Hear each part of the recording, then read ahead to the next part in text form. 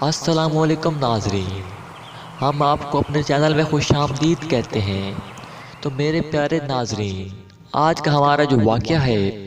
حضور صلی اللہ علیہ وآلہ وسلم کے وسیلے سے حضرت آدم علیہ السلام کی توبہ کو قبول کر لیا گیا۔ تو میرے پیارے ناظرین، ہماری ویڈیو کی طرف بڑھنے سے پہلے ہمارے چینل میرے اسلام 45 کو سبسکرائب کر لیں۔ حضرت عمر بن خطاب رضی اللہ تعالی عنہ فرماتے ہیں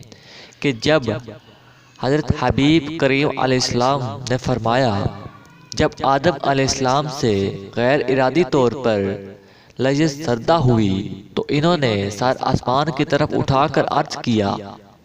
اے میرے پروردگار، حضرت محمد صلی اللہ علیہ وآلہ وسلم کا حق کا صدقہ مجھے بخش دے، مطلب کہ جو تو نے ان کے لیے اپنے فضل سے اپنے ذمہ کرم پر لیا ہے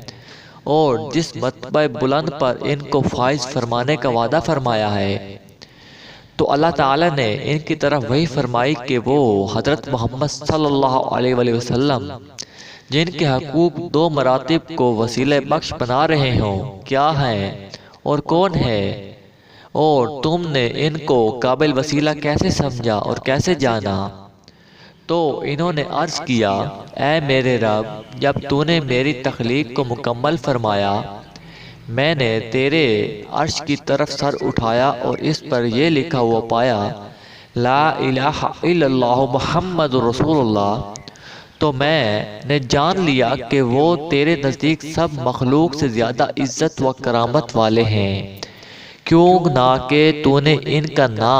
نامی کو اپنے اسم گرافی کے ساتھ ملا دیا ہے۔ اللہ تعالیٰ نے فرمایا، ہاں تم نے ٹھیک سمجھا اور سچ کہا، میں نے تمہیں ان کے وسیلے سے بخش دیا ہے، وہ تمہارے ذریعت والیت کے میں آخری ہیں۔ تو میرے پیارے ناظرینوں، آج کا ہمارا یہ چھوٹا سا واقعہ تھا، تو ہمارے اس واقعے کو جلد سے جلد شیئر کریں اور ہمارے چینل میرے اسلام 45 کو ضرور سبسکرائب کریں۔